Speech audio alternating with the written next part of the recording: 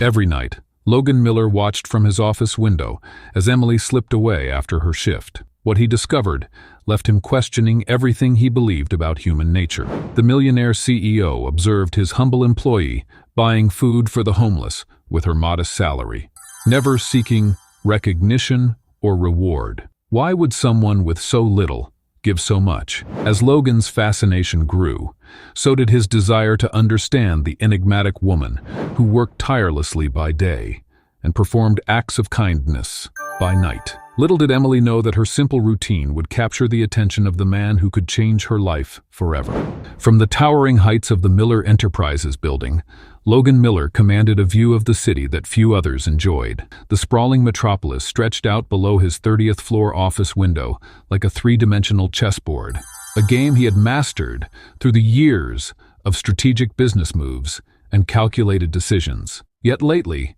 his attention had narrowed to the movements of a single pawn on this vast urban landscape. Emily Parker, an administrative assistant on the 18th floor, had caught his eye not through exceptional work performance or by making any particular mistake. Rather, it was her curious after-hours routine that had first drawn his gaze downward from his lofty perch 3 weeks ago. While the exodus of employees typically flowed toward parking garages, subway stations, or nearby happy hour establishments, Emily's path diverged sharply, leading her into parts of the city that executives like Logan only saw from the sanitized distance of their car windows. On this particular evening, the setting sun cast long shadows across his mahogany desk as Logan found himself, once again, standing by the floor-to-ceiling window. Files that demanded his attention lay untouched on his desk. The quarterly projections could wait. His eyes focused on the building's main entrance, watching for the now familiar figure to emerge. At precisely 6:17 p.m., Emily appeared, her modest gray blazer exchanged for a worn denim jacket. Even from this height, Logan could make out the large paper bags clutched in her arms, the same ones she carried every evening. He narrowed his eyes, tracking her progress as she navigated through the crowd of departing workers, her pace purposeful despite her apparent burden. "Mr. Miller?" The unexpected voice of his executive assistant broke his concentration. "I've prepared the files for tomorrow's board meeting. Anything else you need before I leave?" Logan turned slightly, maintaining his position by the window. "No, that's all. Thank you, Margaret." A brief look of surprise crossed Margaret's face. It was the third time this week her boss had still been in the office past 6, a notable deviation from his usual efficient schedule. "Working late again? The merger must be keeping you busy." Logan offered a non-committal nod, relieved when Margaret accepted his implicit dismissal. As the door closed behind her, he returned his full attention to the street below. Emily had already progressed to the corner of Hawthorne and Fifth, heading east, away from the comfortable residential neighborhoods and toward the struggling district that city development funds had conspicuously bypassed for decades. What could possibly draw her there, night after night? Logan had reviewed her personnel file after the first week of observations. Emily Parker, 28, had worked at Miller Enterprises for 3 years. Her performance reviews were consistently positive, though not outstanding enough to have warranted his attention until now. Her salary was typical for her position, comfortable by most standards, but hardly enough for extravagant spending, especially in this city. Yet here she was, apparently dedicating her evenings and what must be a significant portion of her disposable income to whatever awaited her in that struggling neighborhood. The behavior defied Logan's understanding of rational economic choices. In his world, people acted out of self-interest. They protected their resources. They invested in their own advancement first. This was not merely his personal philosophy. It was the bedrock of the business empire he had built. Logan pressed his fingers against the cool glass, tracing Emily's route as she disappeared around a distant corner. The contrast could not have been more stark. His world of gleaming steel and glass towering above the crumbling infrastructure where Emily now walked. His corner office with its climate control and Italian furniture versus whatever destination drew her to those streets where police sirens provided the evening soundtrack. "Fascinating," he murmured to himself. What began as idle curiosity had evolved into something more compelling. Logan found himself rearranging meetings to ensure he would be in his office during Emily's departures. He had canceled a dinner with potential investors last Thursday, just to confirm that her pattern remained consistent, a decision that would have been unthinkable a month ago. The rational part of his mind attempted to justify this growing obsession as a sociological exercise. Perhaps understanding Emily's motivation could provide insight into employee behavior or community relations. But the truth was simpler and more unsettling. Logan Miller, who prided himself on understanding people's motivations, had encountered a puzzle he couldn't solve. Everyone had an angle.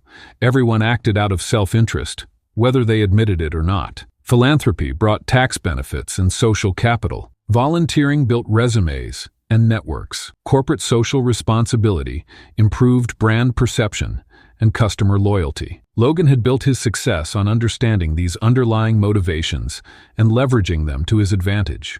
But what was Emily's angle? If she sought recognition, she would have mentioned her activities at work, perhaps solicited donations from colleagues or support from the company's modest charitable foundation. If career advancement motivated her, she would have ensured her supervisor, or better yet, executives, knew about her community involvement. Yet she moved through the office quietly, efficiently, revealing nothing of her evening activities. The following morning, Logan found himself observing Emily during a department meeting. She sat attentively, taking notes and offering occasional comments when asked directly. Nothing in her demeanor suggested the double life she led, corporate professional by day, mysterious benefactor by night. Her clothes were appropriate, but unremarkable.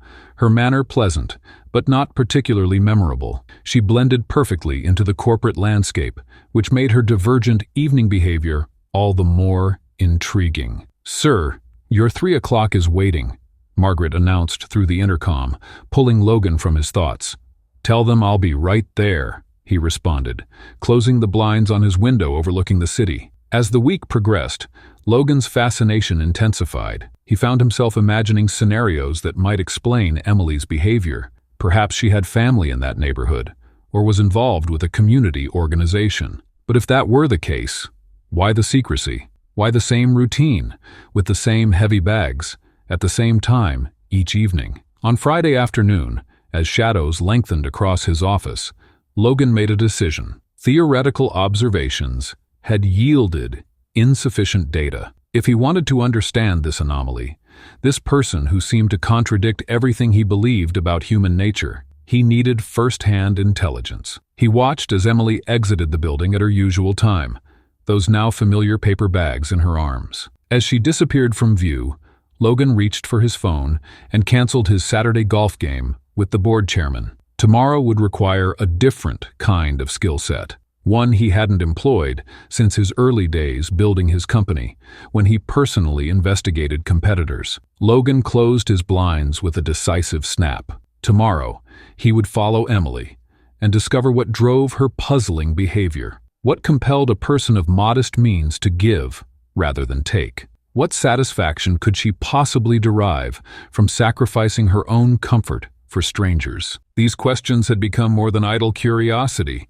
They had become an intellectual challenge he could not ignore. What happens when a man who measures life in profit margins witnesses genuine compassion with no apparent return on investment? Logan was about to discover a mathematical impossibility. People who subtract from their own limited resources to add value to lives society had calculated as worthless. Saturday evening arrived with an unusual tension as Logan exchanged his executive persona for anonymity. The Italian leather shoes gave way to worn sneakers, the tailored blazer replaced by a nondescript hoodie. A baseball cap pulled low completed his transformation from CEO to ordinary citizen. He felt almost ridiculous in this costume, like a character in a spy film rather than the accomplished businessman he was. The disguise served a purpose, to make him invisible in a world where he typically commanded all attention. Logan parked his luxury sedan several blocks away, careful to choose a location that wouldn't draw unwanted attention. As he locked the car, he felt a momentary hesitation. Was he crossing a line by following an employee? The thought dissipated quickly. This wasn't about invading her privacy. It was about solving a puzzle that had occupied his thoughts for weeks. The neighborhood transformed as he walked. Clean sidewalks became cracked pavement. Boutique storefronts gave way to boarded windows and security grates. The familiar sense of upscale restaurants faded, replaced by the sharp odors of neglect. Logan had attended charity functions addressing urban poverty, but had never actually walked these streets himself. The visceral reality of economic disparity struck him in ways glossy presentation slides never could. He spotted Emily from half a block away, recognizing her determined stride, despite her simple weekend attire. She carried several large cloth bags that appeared heavy, confirming his theory that she was delivering something. Logan maintained a careful distance, positioning himself behind a newspaper stand when she stopped at a small park, overtaken by makeshift shelters. What unfolded next shattered his expectations entirely. Emily began methodically unpacking containers of food, not prepackaged charity meals, but home-cooked dishes still steaming in the cool evening air. The rich aroma carried even to Logan's hiding place. She had prepared this herself,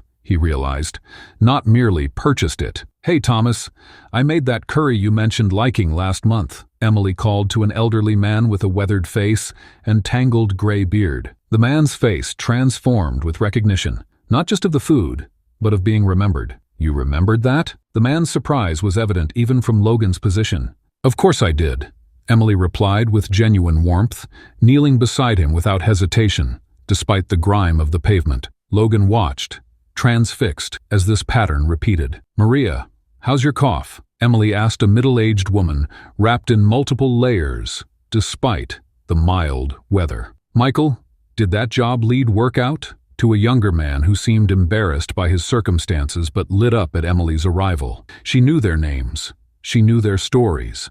She remembered details about their lives from previous conversations. Logan's analytical mind sought explanations. Community service requirements, religious obligation, resume-building volunteer work. There had to be some external motivation driving her actions, some benefit she was receiving. People didn't just give without expecting something in return. That defied the fundamental principles of human behavior as he understood them. Yet as the interactions continued, no hidden motivation emerged. Emily was simply present with each person, offering her full attention alongside the food. She listened to their stories with the same respect Logan had seen her show to executives in meetings, perhaps even more. There was no condescension in her manner, no sense that she viewed herself as superior for being the giver rather than the receiver. The personal connection Emily established was clearly as nourishing as the food she provided. Logan observed how each person straightened slightly in her presence, how their expressions shifted from guarded to open. They weren't just receiving calories, they were experiencing dignity, being seen as individuals worthy of care and conversation. As twilight deepened into night, Logan noticed Emily checking her watch and counting the remaining containers with concern. Her brow furrowed as she looked at the group, still waiting. She was worried about having enough, he realized. This wasn't a performative act of charity with abundant resources. She was stretching limited means to serve as many as possible. The contrast with his own life struck Logan with unexpected force. Just yesterday, he had spent more on a business lunch than Emily likely earned in a day. His dinner plans typically involved expensive restaurants where connections were leveraged and deals were closed. Food was merely the backdrop to business, not the purpose itself. When had he last eaten simply to provide sustenance to his body rather than to facilitate some other objective? A young woman approached Emily hesitantly, a small child clutching her hand. They had arrived after the initial distribution, and Emily's expression revealed her dilemma. The food containers were gone. Without hesitation, Emily reached into her wallet and removed what appeared to be her last $20 bill. "For tonight," she said simply, pressing it into the woman's hand. "Come earlier tomorrow if you can." The woman's whispered "thank you" carried more weight than the effusive appreciation Logan regularly received for much larger corporate donations. This exchange wasn't tax-deductible. There were no naming rights, no press releases, no strategic advantages gained. Just one human being recognizing another's need and responding with what she had available. The realization hit Logan with the force of a physical blow. Emily wasn't giving from abundance. She was giving from her own limited resources. She was making herself a little poorer to make others a little less so. The math made no sense to his business-trained mind, yet the evidence was before his eyes. Emily departed with empty containers and a lighter wallet, but walked with a genuine smile that suggested she had gained something intangible in the exchange. Logan remained in the shadows, an uncomfortable sensation spreading through his chest. He recognized it gradually as shame mingled with something else, a strange longing, not for Emily herself, but for what she seemed to possess, that he, with all his wealth and power, did not. What was this intangible wealth she had found through giving rather than accumulating? As the community dispersed and Emily disappeared around a corner, Logan stood frozen, unable to follow further. His carefully constructed worldview had sustained a significant crack. People were supposed to act in their own self-interest. That was the foundation of economics, of business strategy, of his entire approach to human relations. Yet Emily's behavior couldn't be explained by that principle. Her actions reflected something his success-oriented mind struggled to categorize: genuine altruism with no expectation of return.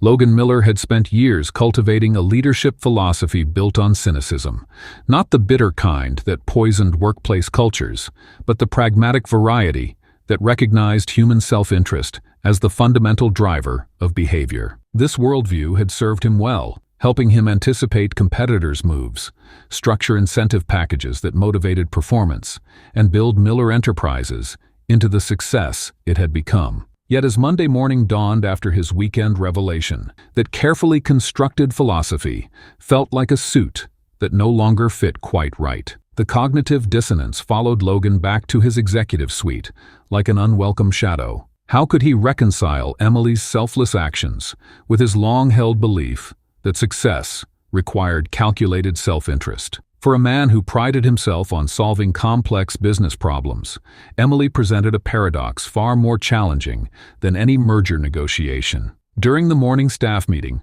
Logan found himself studying Emily with new intensity. She sat attentively at the far end of the conference table, taking notes and occasionally offering input when directly addressed. Nothing in her professional demeanor betrayed the woman who had knelt in dirty alleyways just 2 nights before. Her posture was correct, her responses appropriately deferential to senior management, her contributions relevant but measured. Had he not witnessed her other life, he would never have suspected the extraordinary depth of character hidden beneath her efficient workplace persona. "Logan, your thoughts on the projection models?" His CFO's voice cut through his distraction, pulling him back to the matter at hand. "Sorry, David. The quarterly projections look sound." He gestured toward the presentation slide, aware that several executives had exchanged glances at his uncharacteristic lapse in attention. "Let's revisit the Asian market expansion after lunch." His executive team attributed his distraction to the upcoming merger with Westlake Industries, a reasonable assumption given the stakes involved. Better they think that than know their CEO was fixated on understanding the motivations of an administrative assistant who had somehow defied everything he thought he knew about human nature. Studies on leadership styles flashed through Logan's mind, research he'd encountered during his MBA that had reinforced his cynical outlook. Corporate leadership often cultivated a suspicious view of others' motives, fostering cultures that rewarded self-interest. This perspective typically narrowed strategic thinking and prioritized immediate gains over employee well-being. Logan had never questioned this approach because it had proven effective until now. Back in his office, Logan reviewed the additional details he'd requested from Emily's file, information beyond the standard performance metrics. Her background was modest: community college education, previous jobs in customer service before joining Miller Enterprises. Nothing suggested exceptional privilege or resources that would explain her generosity. More intriguing were her overtime requests, which aligned perfectly with her evening charity work. Not for extra money, as he'd assumed, but for the flexibility to leave early certain days while maintaining her full work hours. The personnel file revealed a steady employment history and consistent, though not outstanding, performance ratings. Her supervisors had noted her reliability team-oriented attitude, and willingness to assist colleagues. Standard corporate praise that somehow failed to capture the woman he had observed, serving homeless individuals with dignity and genuine care. "Sir, I've scheduled that marketing review you requested," his assistant announced from the doorway. "I included Emily Parker as you asked, though I must say it's unusual to have an administrative assistant in that particular meeting." Logan nodded, not bothering to justify his decision. It was the third such meeting this week, where he had manufactured reasons to observe Emily in different professional contexts. Each observation only deepened the mystery. In budget discussions, she advocated for reasonable resource allocation. In planning sessions, she suggested efficient approaches that considered multiple stakeholders. Her work reflected the same thoughtfulness he had witnessed in her charity work, yet remained firmly within professional boundaries. The relationship between wealth and empathy occupied Logan's thoughts as days passed. Research suggested that financial success could create social distance from those with fewer resources, potentially diminishing the ability to understand others' experiences. He had accepted this as a necessary trade-off, the emotional detachment that allowed for clear-headed business decisions. Yet Emily, with her modest salary, demonstrated more genuine connection to humanity than he had managed, despite all his advantages. On Wednesday, Logan arranged to be in the staff break room during lunch, positioning himself to observe without obvious scrutiny. Emily entered carrying her homemade lunch, responding warmly to a colleague's invitation to join a table of marketing associates. Moments later, however, Logan watched as Emily noticed Rosa, a member of the janitorial staff, entering the break room, only to find all tables occupied. Without hesitation, Emily excused herself from her peers and approached Rosa, offering to share her table in the corner. What followed wasn't mere politeness, but genuine engagement. Emily conversed with Rosa in halting Spanish, clearly making an effort to connect in the woman's native language. They shared not just space, but food, with Emily insisting Rosa try her homemade cookies. Their interaction reflected none of the hierarchical divisions that typically defined corporate environments. Just two women sharing a meal and conversation across the invisible boundaries of position and status. The scene triggered a disturbing realization for Logan. He had built an organization that talked about valuing all contributions while maintaining clear social stratification. Executives rarely interacted with support staff beyond perfunctory instructions. Yet, here was Emily, bridging those divisions without fanfare or expectation of recognition. That evening, Logan stood at his penthouse window, the panoramic city view that usually filled him with satisfaction, now provoking uncomfortable questions. The cognitive dissonance had become too strong to ignore. Psychology research suggested that when core values are challenged, individuals often experience discomfort that drives them to rationalize or dismiss contradictory information. Logan recognized this pattern in himself. His initial attempts to find self-serving explanations for Emily's behavior, his search for inconsistencies that might reveal her apparent altruism as somehow strategic. The luxury surrounding him, the custom furnishings, rare art, and technological conveniences suddenly seemed hollow measures of success. His gaze moved from the gleaming skyscrapers of downtown to the shadowy neighborhoods beyond, districts he typically viewed only as data points in economic reports, rather than communities of real people. What good is all this if it hasn't made me a better human being? The question escaped his lips, hanging in the air of his empty penthouse. The cynicism that had guided his corporate decisions had also insulated him from genuine connection, not just with those less fortunate, but with everyone in his life. Relationships had been transactional, evaluated through the lens of what people could offer him in terms of business advantage, social status, or personal pleasure. That question haunted Logan for days, driving him to continue his covert observations, despite the growing unease in his conscience. What happens when the invisible barrier between watcher and watched suddenly shatters? In a moment neither can escape. The rain began as a gentle mist that Thursday evening, barely noticeable as Logan maintained his discreet distance behind Emily. For 14 consecutive days, he had continued his surveillance, telling himself Each time would be the last. Yet something about her selfless routine had become almost addictive to observe, a living challenge to everything he believed about human motivation. The gentle patter of raindrops against his baseball cap grew steadier, but Logan pressed on, unwilling to abandon his vigil, even as the weather deteriorated. Within minutes, the light drizzle transformed into a torrential downpour. Emily, clutching her paper bags of food tightly against her chest, quickened her pace before darting beneath the protective awning of a closed bookstore. Logan, caught in the sudden deluge, instinctively sought the nearest shelter, the very same awning. His mind was so preoccupied with staying dry that he didn't immediately register his fatal error. When he looked up, shaking water from his sodden hoodie, he found himself staring directly into Emily's wide eyes. The moment stretched between them like a taut wire. Recognition dawned in her expression. First surprise, then confusion, followed by a flush of embarrassment that colored her cheeks. Her fingers tightened around the bags of food she held, a defensive gesture that made Logan acutely aware of how predatory his behavior must appear. Here was Emily, engaged in a private act of compassion, suddenly confronted with the realization that her boss, her CEO, had been secretly following her. "Mr. Miller?" Her voice was barely audible above the drumming rain. "What are you doing here?" The confidence that had carried Logan through countless high-stakes negotiations and boardroom confrontations evaporated. For perhaps the first time in his professional life,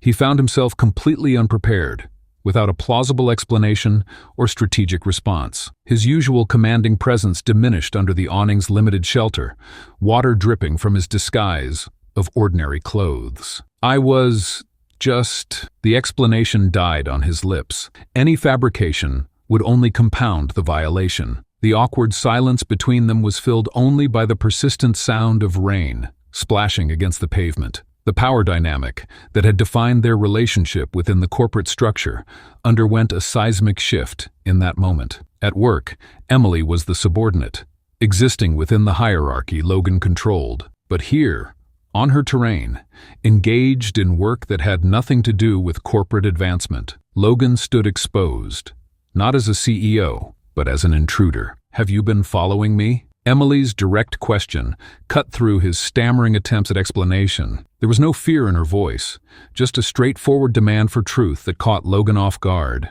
The workplace relationships that had always been shaped by his position of authority were suddenly reframed, as Emily claimed the moral high ground that Logan's actions had surrendered. Rain cascaded from the edge of the awning, creating a liquid curtain that seemed to separate this moment from the normal world. Logan's prepared justifications about concern for employee safety and unusual behavior patterns sounded hollow, even in his own mind. The ethical considerations he'd ignored while surveilling her activities now confronted him directly through Emily's unwavering gaze. "Yes," he admitted finally, the single word carrying the weight of his transgression. "I saw you from my office window weeks ago. I've been curious about what you were doing." Emily's eyes narrowed slightly, processing this confession. Logan braced himself for her justified anger, for accusations about privacy violations and abuse of power. He stood ready to offer his resignation if necessary, suddenly aware of how inappropriate his fixation had become. "How much have you seen?" she asked. "Enough to know what you're doing," Logan replied, gesturing towards the bags she clutched. "The meals, the people you help. I watched you last Saturday, giving everything away, even your own dinner." Emily's shoulders relaxed slightly, though her expression remained guarded. The rain continued its relentless drumming, forcing them to remain in this uncomfortable proximity. "Why didn't you just ask me about it?" Her question was simple, but profound, highlighting the artificial barriers he had maintained. Logan considered her question, realizing he had no reasonable answer. The authority he wielded at work had created a chasm between them, making direct human connection seem impossible. The ethical considerations of workplace boundaries had never felt more relevant than in this rain-soaked moment of truth. "I don't know," he admitted. "I guess I didn't want to interfere, or maybe I was afraid you'd stop if you knew I was watching." A flicker of something, perhaps understanding, crossed Emily's face. She glanced down at the bags in her arms, then back at Logan. The rain showed no signs of letting up, and time was passing. Logan could almost see her mentally calculating how this interruption would affect her evening routine.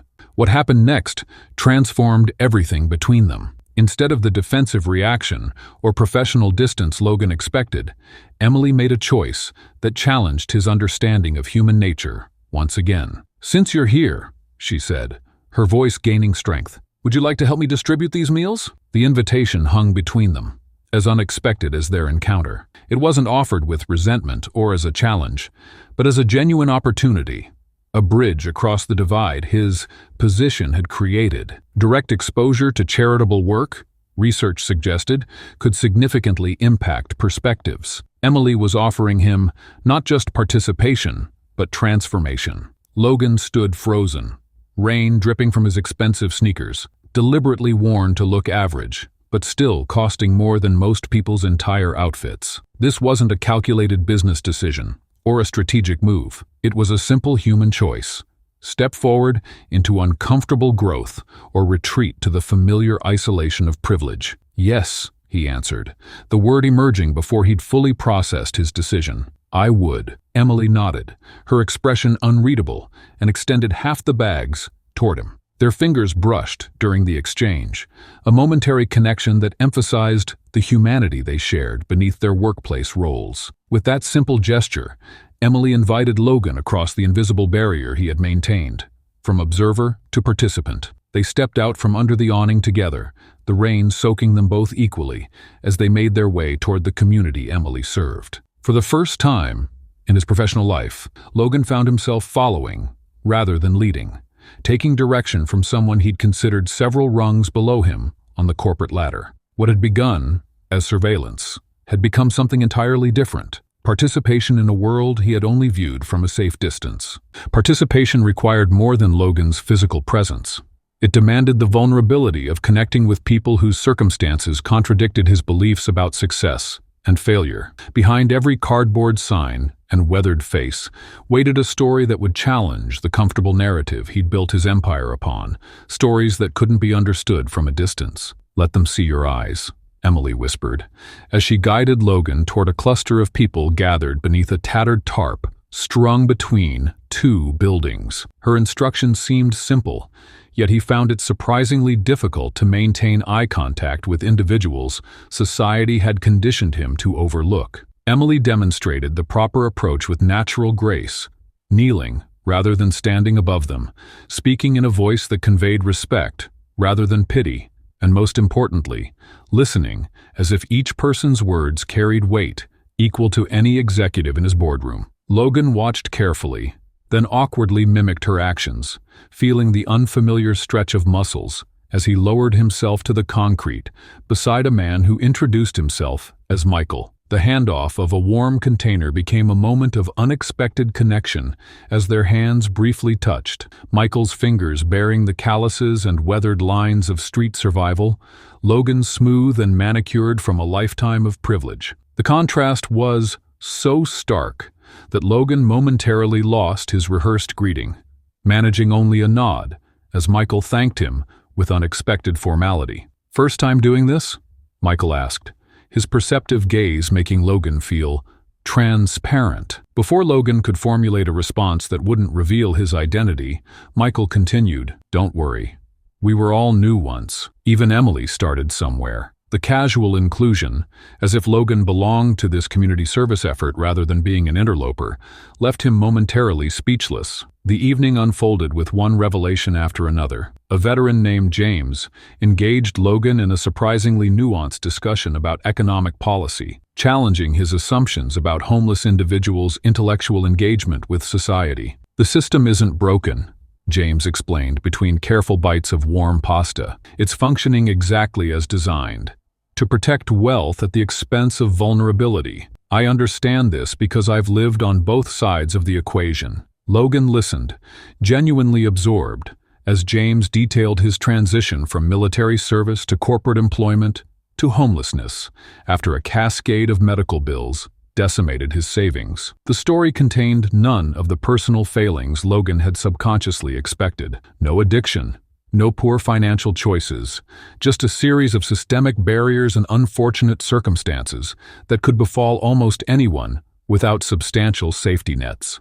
Nearby, a former elementary school teacher named Margaret explained how her life unraveled after a cancer diagnosis, her educator's pension insufficient to cover treatments. A young woman named Tara, clutching her food container like precious cargo, spoke quietly about fleeing domestic violence with nothing but the clothes she wore. With each interaction, Logan felt his preconceptions crumbling, replaced by the uncomfortable recognition that the line between stability and crisis was thinner than he'd allowed himself to believe. Emily moved through the gathering with practiced efficiency, but Logan noticed it wasn't the cold efficiency of his corporate world. Her movements reflected an intimacy born of consistent relationship building, remembering that David preferred extra bread, that Elise couldn't eat dairy, that Robert needed items he could consume without his missing teeth. The knowledge wasn't recorded in any database, but carried in Emily's memory, because she viewed these people as individuals worthy of personalized care. Logan's corporate instincts kicked in when raised voices erupted from the far end of the gathering. Two men argued over portion sizes, their voices carrying an edge of desperation that sent a ripple of tension through the group. Logan instinctively retreated a step, scanning for security personnel before remembering none existed here. Emily, however, moved toward the conflict with measured confidence, her posture relaxed yet purposeful. "Dean, remember our agreement from last week?" she said, positioning herself between the men without appearing confrontational. "And Marcus, we always have enough if we share properly." Her tone carried no condescension or authority, just firm reminder of community standards they'd established together. Logan watched in fascination as both men settled, their anger dissolving under Emily's gentle but unwavering expectation of cooperation. When the confrontation resolved peacefully, Logan caught Emily's eye across the gathering. She offered a small smile, as if to reassure him that such moments were part of the process, not exceptions to it. The moment of silent communication bridged their worlds more effectively than any conversation could have. As their supplies dwindled, Logan noticed Emily performing a quick inventory, her expression momentarily troubled. Without announcement, she set aside the container she'd brought for herself, seamlessly incorporating it into the distribution rotation. The action wasn't performative. She clearly hadn't intended anyone to notice. It was simply her natural response to potential scarcity, prioritizing others' needs above her own comfort. The rain had stopped completely now, leaving behind puddles that reflected the city's neon glow. Logan found himself engaged in conversation with Sandra, a woman whose appearance differed noticeably from the others. Her clothes, while modest, were clean and well-maintained, and she carried herself with newfound confidence as she explained her journey from the streets to stable housing. "Emily was the first person who didn't treat me like my homelessness was my entire identity," Sandra explained, gesturing toward Emily, who was helping an elderly man some distance away. "Most people, even well-meaning ones, see the condition, not the person. Emily saw me as someone temporarily experiencing homelessness, not as a homeless person. That distinction made all the difference." Sandra described how Emily's consistent support provided more than meals. It offered continuity and dignity during her most vulnerable period. "She remembered my background in administrative work and actually helped me update my resume. When the shelter had a computer available, she'd practice interview questions with me. It wasn't just food she was providing. It was belonging, which is the thing you miss most when you're on the streets." Logan listened intently, recognizing in Sandra's story a stark contrast to his company's charitable approach. Miller Enterprises made substantial donations to homeless services annually, generating impressive metrics for their social impact reports. Yet here was evidence that relationship-based support, knowing someone by name, understanding their individual circumstances, and providing consistent presence, accomplished what his company's financial contributions alone never could. As the evening concluded, Logan found himself carrying empty containers alongside Emily, walking in comfortable silence back toward the business district. The physical evidence of their evening's work was gone, distributed among grateful recipients, but the impact lingered in Logan's mind. The mental categories he'd used to organize his understanding of success, failure, and human motivation had been thoroughly disrupted. "How long have you been doing this?" he finally asked. "And why have you never mentioned it at work?" Emily considered his question thoughtfully before answering, her pace steady as they navigated the increasingly well-lit streets that marked their return to familiar territory. The question represented more than idle curiosity. It acknowledged that something significant had transpired, something that had altered the lens through which Logan viewed both Emily and himself. Emily's words hung in the night air between them, a challenge Logan hadn't expected when he asked the question. While most people in his world jockeyed for visibility and credit, she had silently served for 3 years without ever bringing it to anyone's attention, a contradiction to everything his corporate culture celebrated. The revelation followed Logan back to Miller Enterprises, casting the gleaming tower in an unfamiliar shadow as he stepped through the revolving doors the next morning. The executive floor welcomed him with its usual hushed efficiency, but Logan found himself noticing details that had always been invisible. The maintenance worker who quickly averted his eyes when Logan passed. The administrative assistants who tensed slightly when executives approached. The company he had built suddenly felt stratified in ways he'd never acknowledged, divided by invisible boundaries as rigid as floor numbers on the elevator panel. "We need to finalize the Q3 restructuring today," his CFO announced as the morning meeting began, sliding folders across the polished conference table. "The numbers look good if we eliminate 47 positions from customer support and outsource to the Philippines." Logan flipped through the proposal, seeing not spreadsheets, but faces like those he'd encountered with Emily. "What happens to those 47 people?" he asked, interrupting the CFO's detailed cost-benefit analysis. A strange silence fell over the room. His executive team exchanged glances, clearly surprised by the question. In 12 years of leadership, Logan had never asked about the human implications of a downsizing decision. "They'll receive standard severance packages," the HR director finally responded. 2 weeks per year of service. During a recession, Logan added, finding himself unexpectedly calculating how long such packages would sustain families rather than how much the company would save. "What alternatives have we considered? Could we implement temporary hour reductions instead?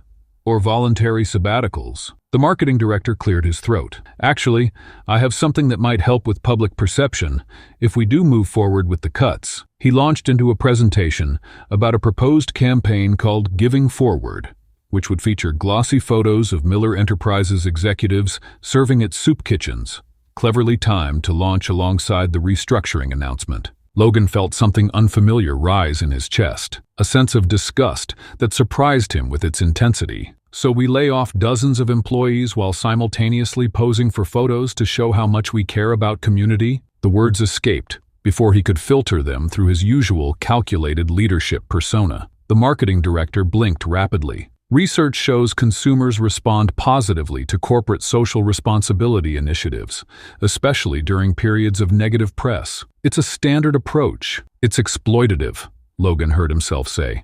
"Find another angle." He closed the folder and steered the conversation toward product development, acutely aware of the puzzled expressions surrounding him. Meanwhile, 18 floors below, Emily coordinated logistics for an upcoming board presentation, unaware that she had become the catalyst for her CEO's ethical awakening. She transferred calls, organized files, and exchanged pleasantries with colleagues, maintaining the same quiet competence that characterized both her professional work and her evening service. By midday, rumors of Logan's unusual behavior had already begun circulating through management channels. His executive assistant, concerned by his uncharacteristic restlessness, rescheduled his afternoon appointments to give him space. Logan spent that time standing at his window, looking down at the city, not in the detached manner he once had, but seeing interconnected communities where individual decisions rippled outward with consequences he'd never fully considered.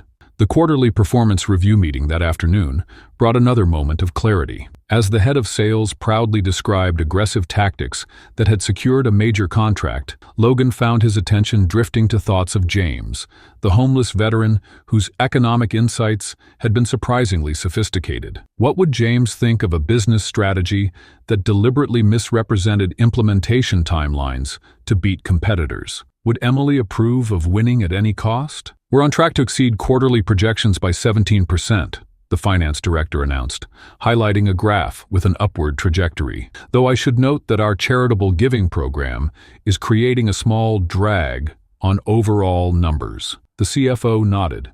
"Which brings me to my recommendation. We should postpone the community grant program until Q1 next year. It would add another 2% to our quarterly returns and significantly impact year-end bonuses." Logan watched his executives nod in agreement. A perfectly rational business decision he would have supported without hesitation just days ago. But something had shifted. "The community grant program stays," he stated firmly. "In fact, I want to discuss expanding it." The CFO's mouth actually fell open in surprise. "Expanding it? Logan, that's counter to everything we've discussed about maximizing Q4 performance." "Not everything of value appears on a balance sheet," Logan replied, surprising himself with words that would have seemed like empty platitudes before his evening with Emily. "Our community impact is part of our business identity, not just a marketing expense to be trimmed when convenient."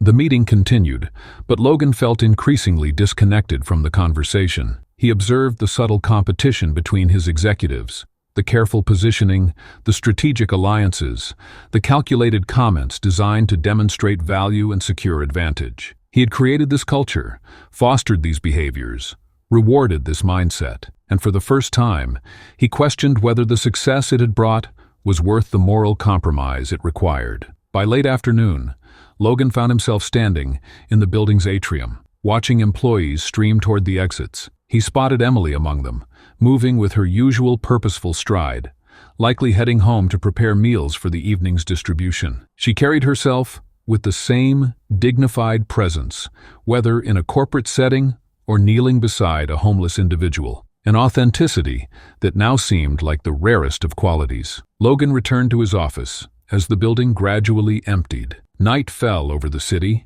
and he remained at his desk, contemplating the fundamental misalignment between the values emerging within him and the organization he had created. Moral leadership required more than occasional charitable donations or carefully orchestrated community service photo opportunities. It demanded a genuine commitment to balancing profit with social impact, not as competing priorities, but as complementary aspects of a sustainable business model. Companies with authentic moral leadership fostered cultures of trust and transparency, enhancing employee engagement and attracting customers who valued ethical business practices. The research was clear. Organizations that successfully integrated social responsibility into their core business strategies often experienced improved brand reputation and increased customer loyalty while creating long-term value for both shareholders and society. Logan opened his laptop and began drafting a new vision for Miller Enterprises,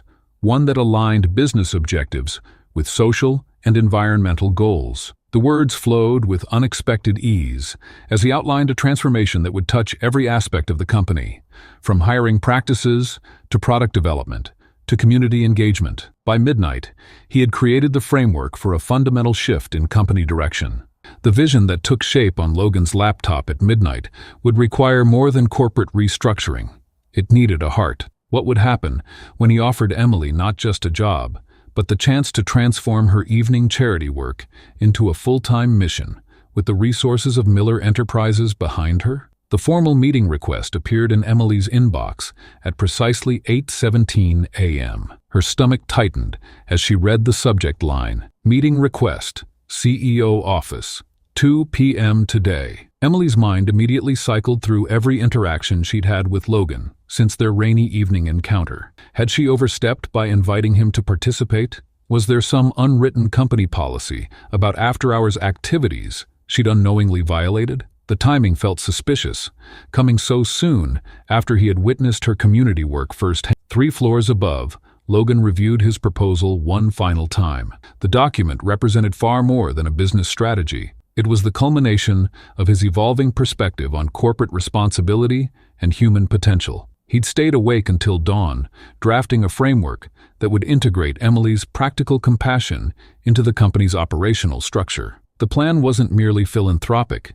It positioned community impact as a strategic advantage, aligning business objectives with meaningful social change in ways he'd never previously considered viable. When Emily entered his office at precisely 2 p.m., the power dynamic between them was immediately visible. She stood hesitantly in a simple navy dress that she'd worn dozens of times before, while Logan rose from behind his expansive desk in a tailored suit that cost more than her monthly salary. The floor-to-ceiling windows framed the city skyline behind him, a panoramic reminder of the vastly different worlds they occupied. Yet something had shifted in their relationship since that evening on the streets, a mutual respect that transcended corporate hierarchy. "Thank you for coming, Emily," Logan began, gesturing toward the chair across from his desk. His tone was professional, but warmer than their previous office interactions. "I wanted to discuss what I observed during our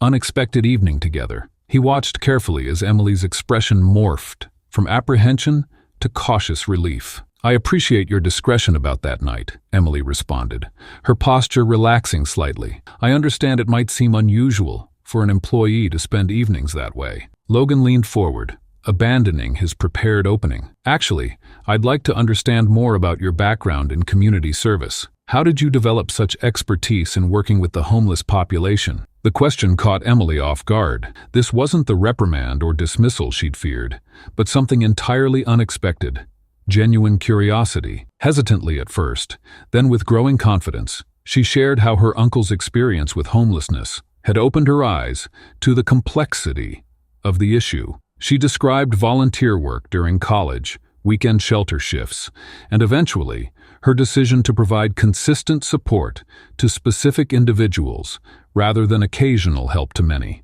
"The people I serve don't need just food," Emily explained, her voice growing more passionate. "They need dignity, consistency, someone who remembers their name and their story. That's what builds trust and creates the foundation for real change." Logan listened with an intensity that made Emily increasingly puzzled. Why would the CEO of Miller Enterprises care about her personal connection to homelessness or her philosophy of service? "Are you familiar with our company's corporate social responsibility initiatives?"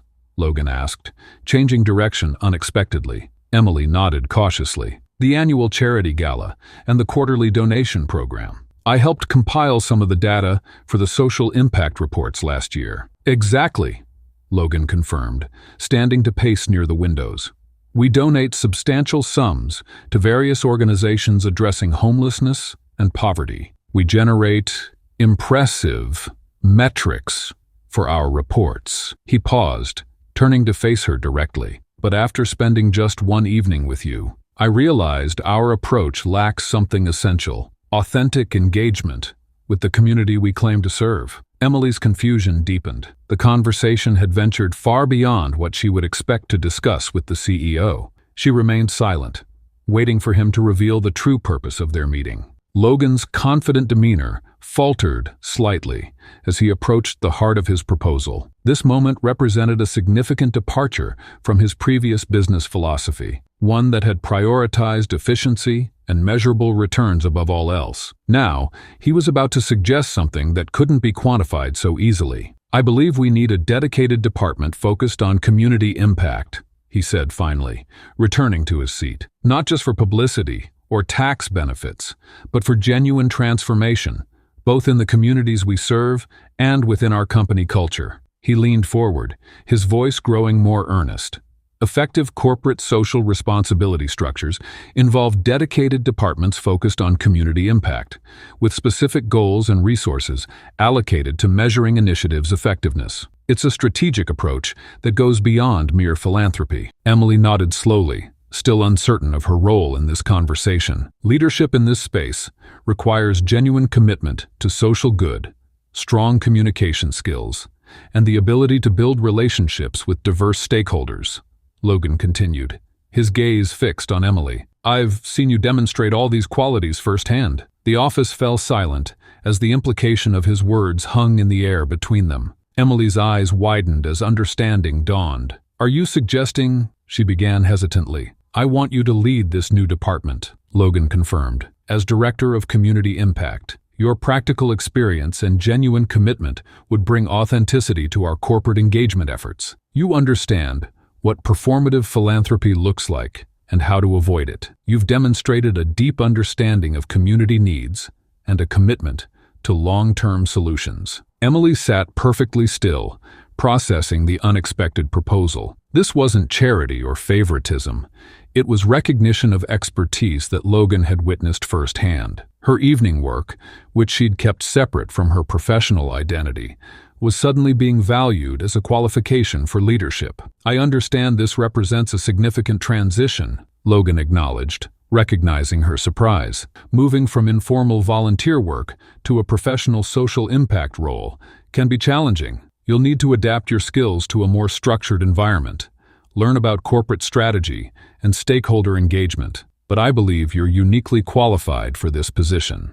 Emily's thoughts raced. The opportunity was extraordinary, a chance to expand her impact exponentially, to transform individual acts of kindness into systemic change. Yet doubts lingered. Would corporate constraints undermine the personal connection that made her community work effective? Would her lack of executive experience become an insurmountable obstacle? I've prepared a formal proposal outlining the department's structure, budget, and objectives, Logan said, sliding a folder across the desk. Take a week to consider it. This isn't a decision to make lightly. Emily accepted the folder, her fingers tracing over the embossed company logo. Thank you for this opportunity, she said finally. I'll need to think about how this would change my relationship with the community I serve. Her response wasn't simply professional consideration, but a reflection of her values, placing the needs of others before potential personal advancement. A week later, Emily's unexpected stipulation forced Logan to confront the gap between charitable theory and authentic service. While most executives would have jumped at a director-level promotion without conditions, Emily stood at the threshold of transformation, with one foot firmly planted in the streets. She refused to abandon. I'm honored by this opportunity, Emily said, sliding the signed acceptance letter across Logan's desk. But I need to maintain direct contact with the people we're serving. I can't become another executive who only sees homelessness through spreadsheets and quarterly reports. Logan leaned back in his chair, studying her face. Any other employee making demands would have seemed presumptuous. Yet Emily's condition wasn't about negotiating power. It was about preserving purpose. Her request represented exactly why he had chosen her in the first place. That's precisely what will make this division different, Logan replied, surprising himself with how quickly he agreed. Your connection to the community is our greatest asset. The following weeks unfolded in a whirlwind of activity as the Community Impact Division took shape. Emily assembled a small team that reflected her values, people with both professional credentials and lived experience with community challenges. Logan provided resources and corporate structure, while Emily infused the operation with authentic compassion that couldn't be taught in business school. Their first major proposal faced immediate resistance during a tense board meeting. Emily had identified an underutilized company property in a transitional neighborhood, perfect for conversion into a comprehensive resource center for homeless individuals seeking stability. This isn't just about providing temporary shelter, Emily explained to the skeptical board members. It's about creating a central location where people can access multiple services, job training, healthcare referrals,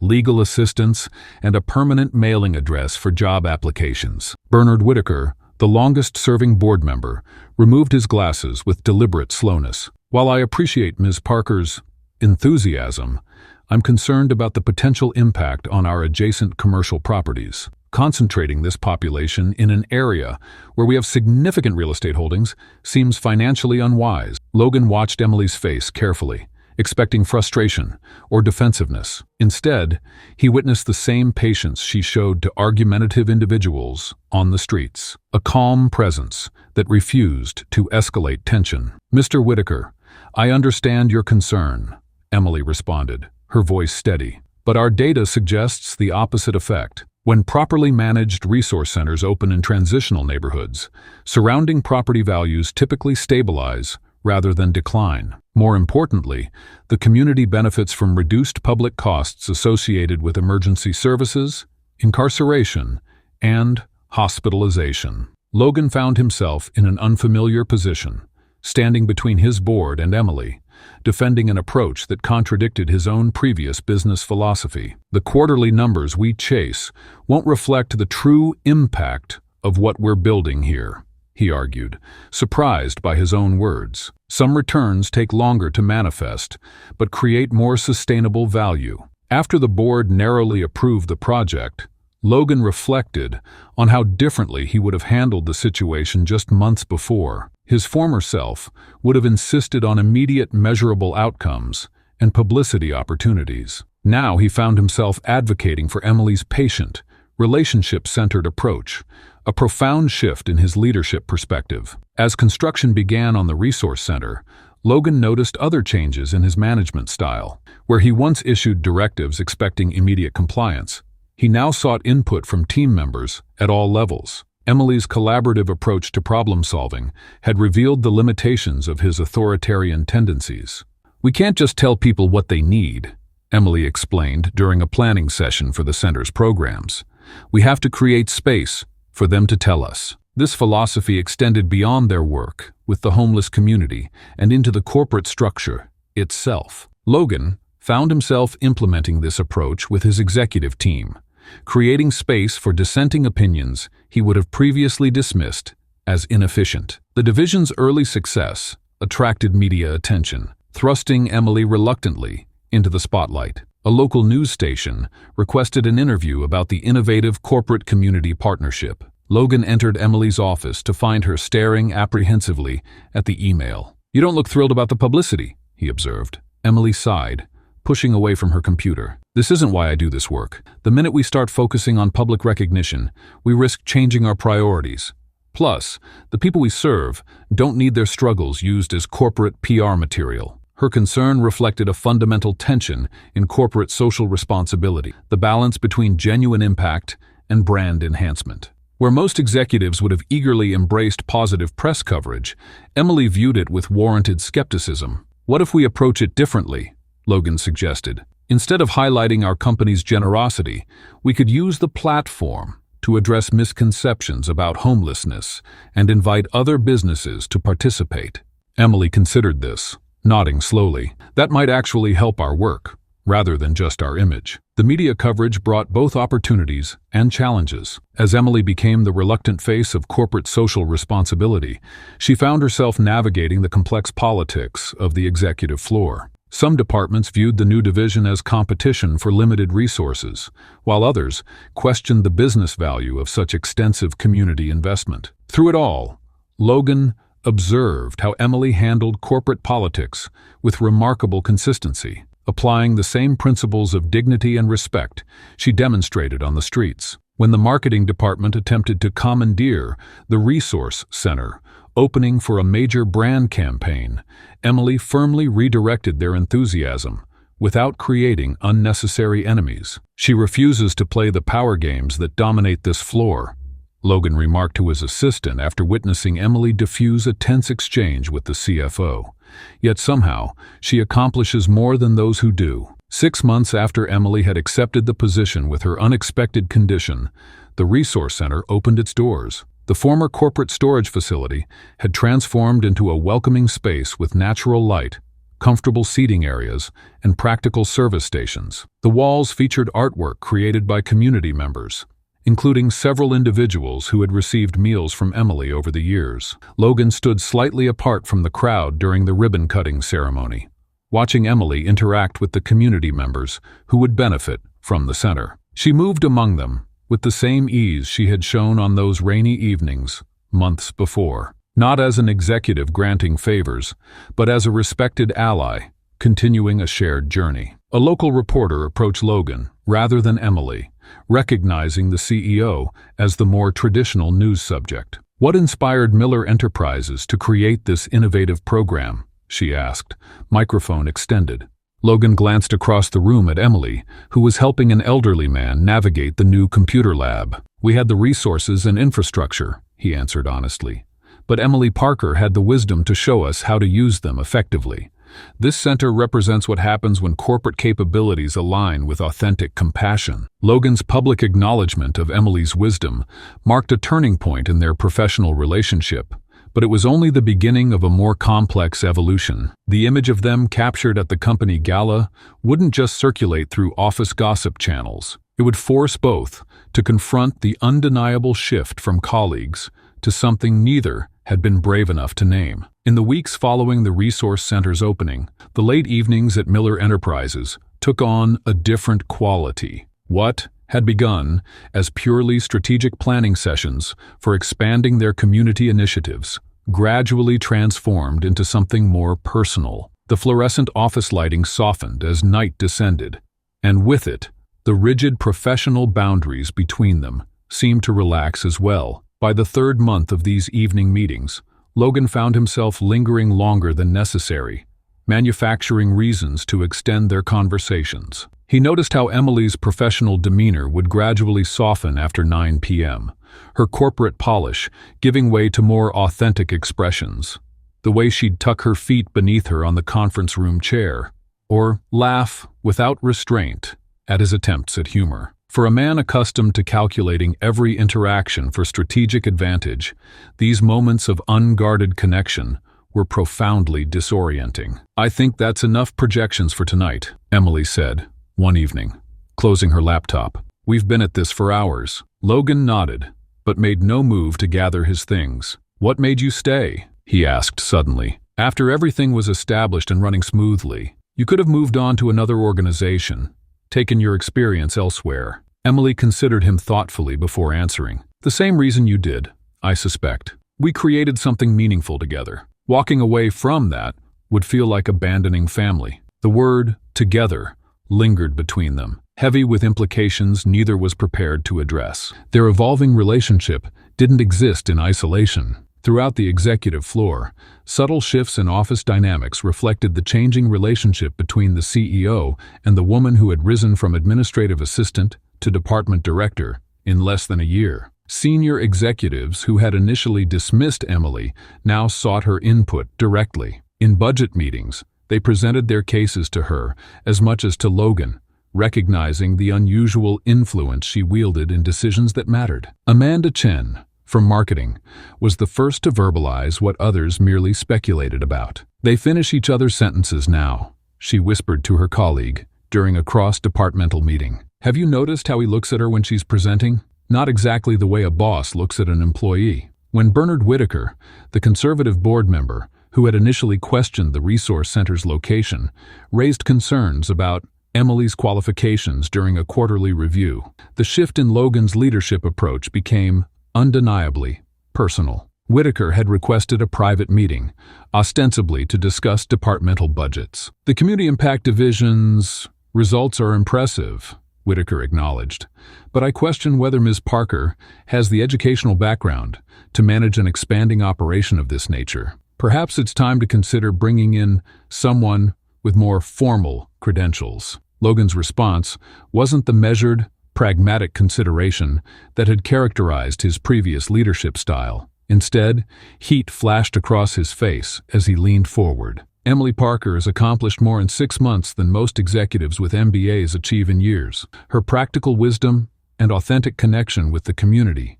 can't be taught in business school." His voice dropped to a controlled intensity that surprised even himself. "I'd stake the company's future on her judgment before I'd trust it to someone whose only qualification is a framed certificate." The uncharacteristic defense revealed more than just professional respect. It exposed something Logan wasn't quite ready to acknowledge, that Emily had become essential not just to the company's community initiatives, but to his own sense of purpose and fulfillment. The annual Miller Enterprises Gala arrived as autumn painted the city in amber hues. The black tie event traditionally showcased the company's achievements to major stakeholders and served as a networking opportunity for executives. Logan had always attended with carefully selected companions, socialites, models, or business connections who enhanced his image as a powerful CEO. This year, however, he hesitated before making his usual arrangements.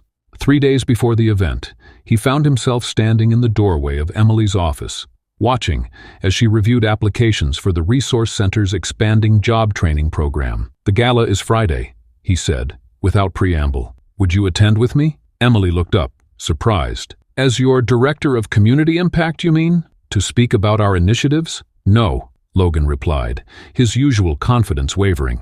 "As my guest." The invitation hung between them, loaded with implications about crossing a boundary that both had carefully maintained, despite their growing connection. Emily's hesitation wasn't about interest, but practicality. She understood the corporate ecosystem better than most, having navigated it from its lowest rungs. "Logan, people will talk," she said finally. "They already do. If I show up as your date, it could undermine everything I've worked for. They'll say I got where I am because of—" She didn't finish the sentence. "Since when have either of us cared what people think?" Logan challenged, though he understood her concern perfectly. In the arena of workplace relationships, power dynamics created an uneven playing field that no amount of mutual respect could completely level. Research showed that workplace romances were common, with a significant percentage of employees experiencing romantic relationships with colleagues. However, when one person held a position of authority, the relationship could be viewed entirely differently by colleagues, creating perceptions of favoritism and potential conflicts of interest. Their arrival at the gala together created exactly the stir Emily had anticipated. Whispers followed them, as Logan, impeccable in his tuxedo, guided her through the ballroom with a hand placed lightly at the small of her back. Emily had chosen a midnight blue gown that spoke of elegance rather than flash, appropriate for her position, but striking enough to mark this as more than a professional appearance. "Everyone's watching us," Emily murmured as they accepted champagne flutes from a passing waiter. "Let 'em," Logan replied, his eyes never leaving her face. "They've been watching us for months. The only difference is that tonight, we're acknowledging it." Their first dance revealed what careful professional distance had concealed, a natural harmony that transcended their working relationship. As they moved across the floor,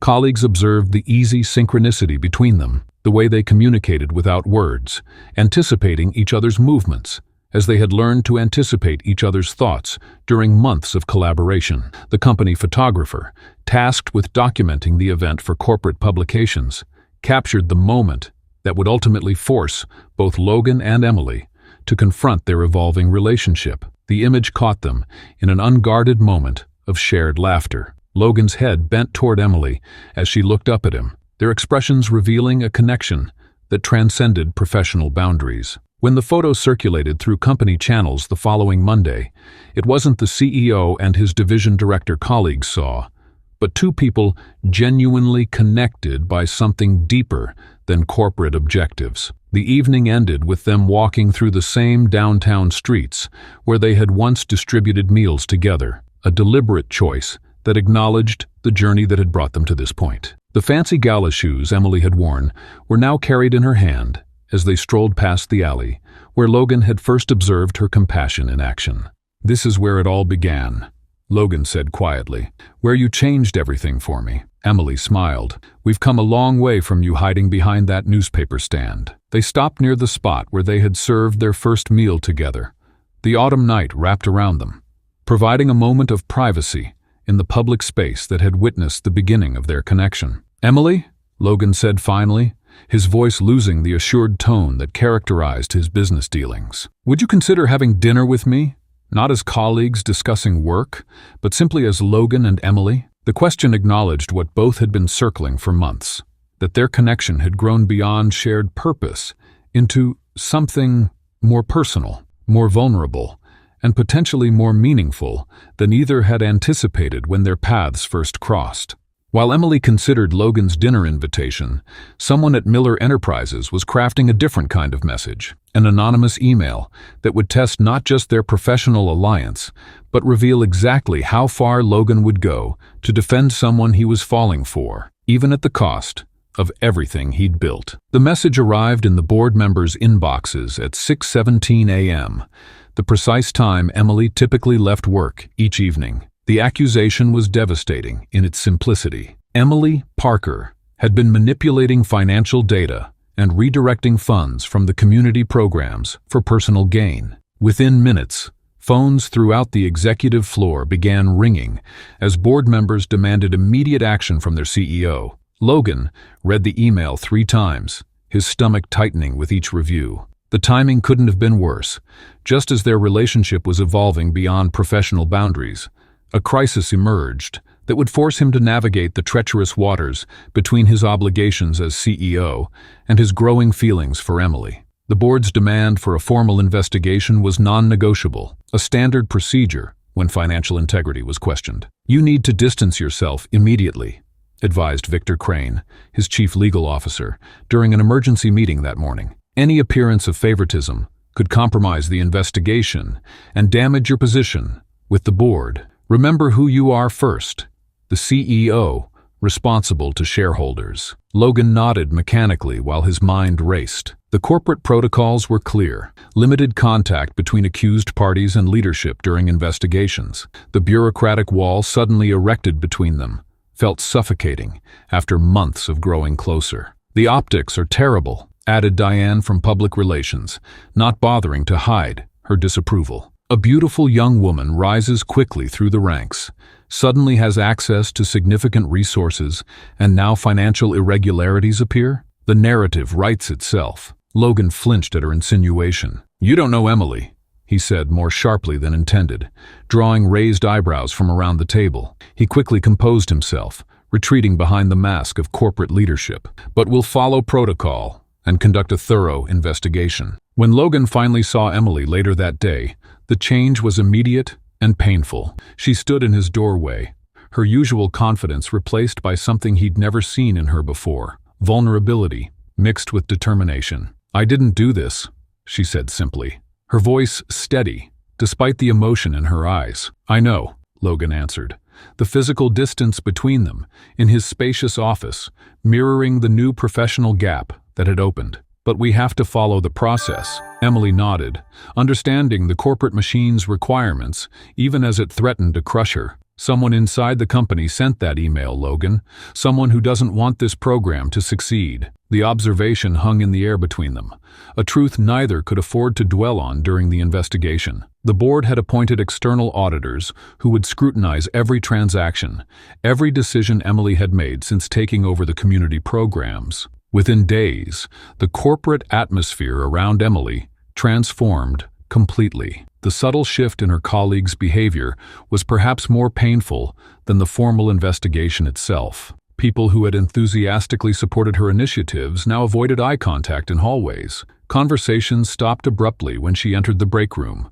Whispered comments followed her through the office. How quickly respect could evaporate under the cloud of suspicion. "I always thought there was something off about her sudden promotion," Emily overheard from the bathroom stall one afternoon, the words striking like physical blows. "No one rises that quickly without connections or using other attributes," another voice added, with a knowing tone that made Emily's cheeks burn with anger and humiliation. The formal distance between Logan and Emily became its own form of torture. Each past day without their usual collaboration felt like severing another strand of the connection they'd built. Logan found himself staring at his phone countless times, composing messages he couldn't send without potentially compromising the investigation. 2 weeks into the audit, the preliminary findings sent a chill through Logan's body. The external auditors had indeed identified accounting discrepancies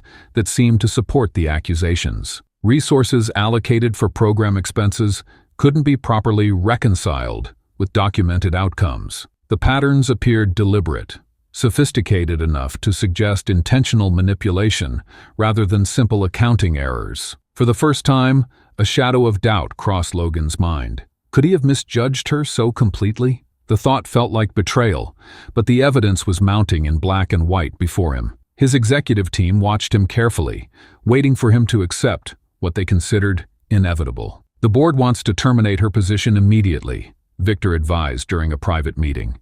"Cut losses, issue a statement about financial controls, move on. The sooner this ends, the better for everyone." Logan stared out his window at the city below, the same view from which he had first observed Emily's evening routine. "Give me until the end of the week," he said quietly. "The final report isn't complete." That evening, alone in his penthouse, Logan confronted his own conflicting loyalties. His career had been built on rational decision-making, removing emotion from business equations. But Emily had changed him in ways he was only beginning to understand. He realized with startling clarity that he would rather lose his position than abandon her to corporate sacrifice. The breakthrough came unexpectedly. Emily, refusing to accept defeat, had been conducting her own parallel investigation into the accounting discrepancies. Late one night, she discovered that the new automated reporting system implemented during her first month as director contained a critical error in how it categorized certain transactions. The technical glitch had created the appearance of misallocated funds, when in reality, every dollar had gone exactly where intended. "It's a programming error in the API integration," she explained breathlessly over the phone, breaking protocol by calling Logan directly. "When resources are deployed across multiple programs simultaneously, the system double counts certain expenditures while omitting others entirely." The challenge became proving this before the board meeting scheduled for the following morning, a meeting intended to formalize Emily's termination and possibly pursue legal action. Through the night, Emily worked with the IT department to document the system failure and reconstruct accurate financial reports, fighting against both time and those who had already decided her guilt. The boardroom fell silent as Logan entered the next morning. The table was lined with stern faces, board members who had already reviewed the preliminary findings and reached their conclusions. Emily sat alone at the far end, separated physically and symbolically from the leadership team. "Before we proceed with the agenda," Logan began, his voice calm despite the stakes, "I want to present new evidence regarding the financial discrepancies in question." What followed was unprecedented in the company's history. Logan systematically presented the technical evidence Emily had uncovered, demonstrating how the programming error had created the illusion of financial impropriety. But he didn't stop there. In a move that stunned the board, he offered his personal guarantee of Emily's integrity. "You choose not to accept this evidence," he stated firmly, looking each board member in the eye, "then you should consider my position as CEO alongside Ms. Parker's. I stake my professional reputation on innocence and the value she brings to this company." The silence that followed was deafening. Logan effectively tied his fate to Emily's, a move so to corporate self-preservation that board members exchanged confused glances. The evidence itself was, but Logan's willingness to risk everything spoke volumes about his conviction.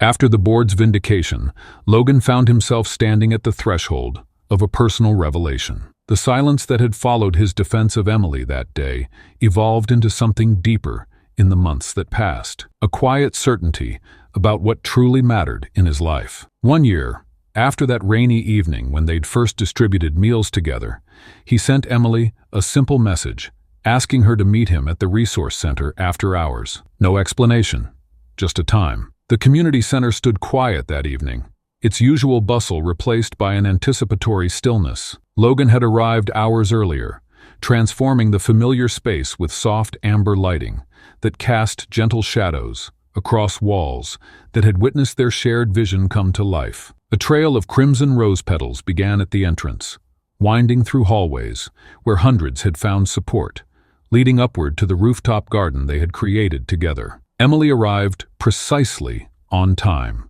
her expression shifting from curiosity to wonder as she spotted the first petal. With each step along the illuminated path, memories cascaded through her mind. Their first awkward encounter beneath the rain-soaked awning, the gradual dissolution of professional boundaries as they worked side by side, the fierce loyalty Logan had shown when others questioned her integrity. These memories propelled her forward, each petal marking another chapter in their unexpected journey. The stairwell to the rooftop had been transformed, fairy lights tracing the path upward, like stars guiding her to an unknown destination. Emily's heart quickened as she climbed, not from exertion, but from a growing awareness of the moment's significance. The door to the rooftop garden stood slightly ajar, a warm glow spilling from within. She pushed it open to find the garden bathed in golden light. What had once been an empty concrete expanse now flourished with life.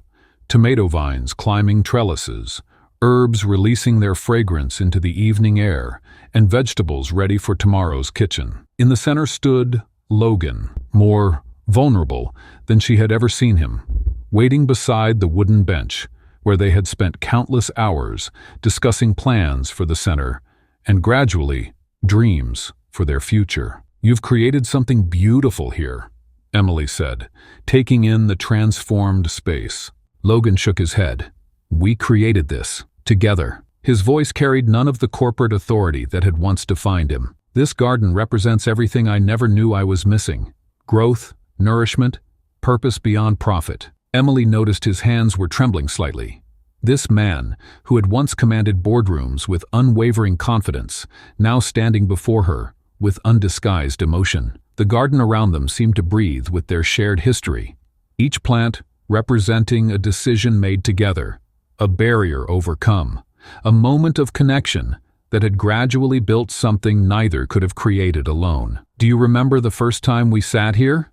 Logan asked, gesturing to the bench. "This was just an empty rooftop, and we were still figuring out how to work together." Emily smiled. "You kept checking your phone every 2 minutes?" "I was terrified of the silence," he admitted. "I'd never sat with someone without an agenda, a time frame, a goal to accomplish." The city stretched below them, a tapestry of lights and shadows where their story had begun. The same streets they had walked together that first night now seemed to connect, rather than divide the disparate worlds they had each inhabited. Logan had prepared a speech, had rehearsed it countless times in the mirror that morning, but as Emily stood before him, words constructed in isolation suddenly seemed inadequate. Instead, he took her hands in his, their warmth grounding him in this moment of transformation. "When I followed you that night a year ago, I thought I was investigating an anomaly, something that didn't fit my understanding of human motivation," Logan began.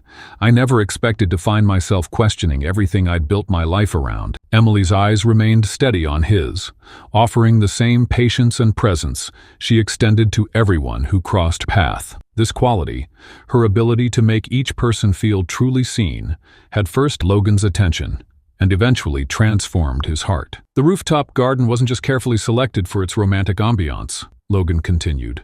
"This location was a deliberate choice, symbolizing our shared commitment to community work and the growth of our relationship." He gestured to the flourishing vegetables around them. "These plants represent the fruitful results of our combined efforts, the nurturing of something meaningful together." Emily nodded, understanding the symbolism without need for elaboration. The garden had become more than a source of food for the center. It represented their joint vision, taking physical form, a living manifestation of their shared values. Logan took a deep breath and reached into his pocket, retrieving a small, velvet box that represented a path forward neither could have imagined when they first met. Emily's eyes widened in recognition, her hand instinctively rising to her mouth. "I had an entire speech prepared," Logan admitted with a nervous laugh. "But standing here with you, I realize what matters isn't eloquence, but honesty." He opened the box, revealing a simple yet elegant ring that caught the gentle light. "Emily, you've changed not just my perspective, but my heart. You've taught me that true wealth comes from connection and contribution, not just accumulation." The carefully constructed proposal he had planned gave way to simple truth, as Logan found himself speaking directly from his transformed heart. "This isn't about asking you to enter my world of privilege. It's about continuing to build our shared world, one that combines your compassion and my resources in service of something larger than ourselves." The moment hung between them, weighted with possibility. Emily's eyes reflected not the stars above, nor the city lights below, but the future they might build together. A future neither had imagined possible before their worlds collided. "Yes," she whispered, her voice carrying across the rooftop garden with quiet certainty. "Yes." As Logan slipped the ring onto her finger, Emily's acceptance came not with wide-eyed wonder at marrying into wealth, but with clear-eyed commitment to a partner whose journey toward authentic purpose had paralleled her own growth. Their embrace beneath the night sky sealed not just a promise of marriage, but a continuation of the partnership that had already transformed them both. They stood together overlooking the city, where their unlikely story had begun, the same streets now appearing not as separate territories, but as a connected landscape they would navigate together. The greatest revelation wasn't the programs they'd built, or even the love they'd found, but the profound ways they had changed each other. Logan finding purpose beyond profit, Emily discovering the power of her own vision when given room to flourish. As golden light filtered through the resource center's windows, it cast a warm glow on the unlikely gathering. Corporate executives in tailored suits mingled with formerly homeless individuals, their laughter bridging worlds that once seemed impossibly distant. The community center wedding, adorned with wildflowers grown in their rooftop garden, represented more than a union of two people. In his vows, Logan's voice carried across the hushed room. "When I first watched you from my window, I was witnessing my own salvation without knowing it." His transformation, as witnessed through Emily's actions, shifted his perspective from a successful but isolated CEO to a man with purpose that extended beyond mere profit.